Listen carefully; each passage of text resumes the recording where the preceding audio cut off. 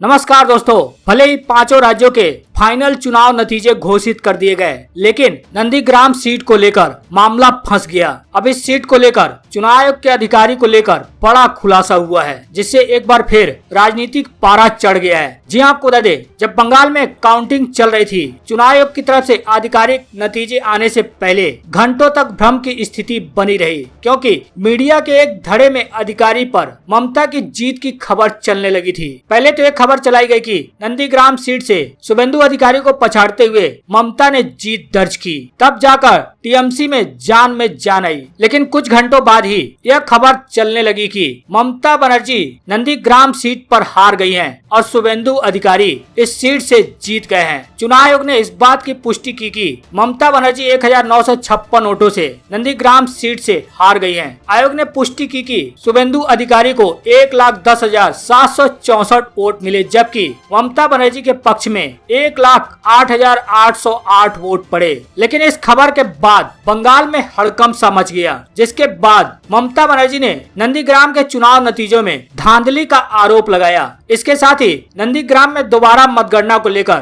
TMC ने चुनाव आयोग को पत्र भी लिखा और ममता बनर्जी बोली कि दोबारा से काउंटिंग कराने को लेकर वो कोर्ट जाएंगी।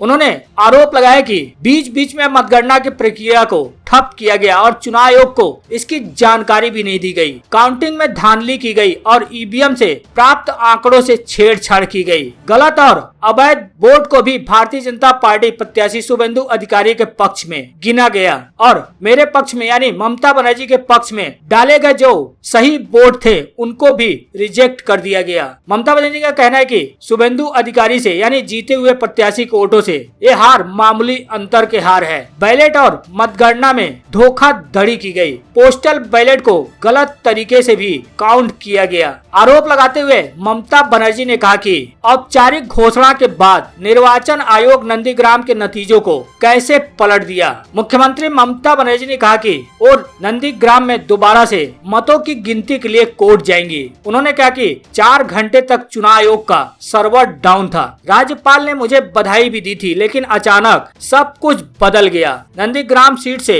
शुभेंदु अधिकारी को जीतता हुआ घोषित किया गया। लेकिन अब नंदीग्राम सीट को लेकर चुनाव आयोग के अधिकारी पर ममता बनर्जी ने बड़ा खुलासा कर दिया है। नंदीग्राम सीट को लेकर ममता बनर्जी ने सनसनीखेज दावा करते हुए कहा कि निर्वाचन अधिकारी को मारने की धमकी दी गई थी। जी आपको बता दें, तृणमूल कांग्रेस की मुखिया एवं तीसरी बार मुख्यमंत्री बनने वाली ममता बनर्जी ने सनसनीखेज दावा करते हुए कहा कि मुझे नंदीग्राम के निर्वाचन अधिकारी ने बताया कि फिर से मतगणना का आदेश उनकी जिंदगी को खतरे में डाल सकता है। इस वजह से रिकाउंटिंग नहीं कराई गई। ममता बनर्जी ने कहा कि हम जनादेश स्वीकार करना चाहते थे, लेकिन अगर एक स्थान के परिणाम में गड़बड़ी है तो जो प्रतीत होता है उससे परे कुछ है। हमें सच्चाई का पता लगाना है। अब ममता बनर्जी के इस दावे से बंगाल की राजनीति पारा और भी चढ़ गया है। निर्वाचन अधिकारी को किस बात का डर था कि वो मतगणना का अगर यानी रिकाउंटिंग का आदेश देगा तो उनकी जिंदगी को खतरा हो सकता है। इस वजह से रिकाउंटिंग नहीं कराई गई।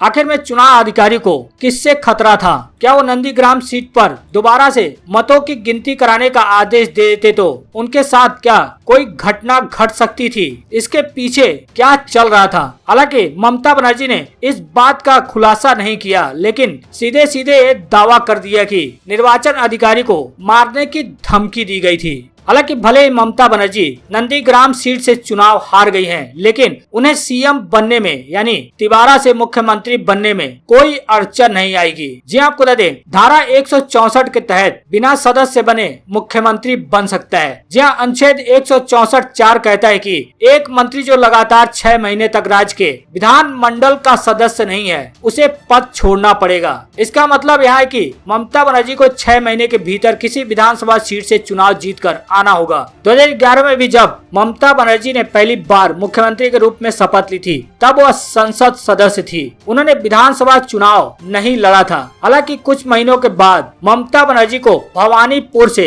सदस्य चुना गया था। विशेषज्ञ कहते हैं कि कानूनी रूप से और नैतिक रूप से किसी को भी ममता बनर्जी के सीएम बनने और 6 महीने के भीतर चुने जाने पर आपत्ति नहीं होनी चाहिए। यदि कोई भी इस मुद्दे को आगे बढ़ाता है तो यह उसके भारतीय संविधान के के ज्ञान की कमी को दर्शाएगा। हालांकि ममता बनर्जी विधानमंडल दल की सदस्य चुनी जा चुकी हैं। सरकार बनाने का राज्यपाल से मिलकर दावा भी पेश कर दिया है और 5 मई को तीसरी बार सीएम पद के लिए शपथ लेंगी।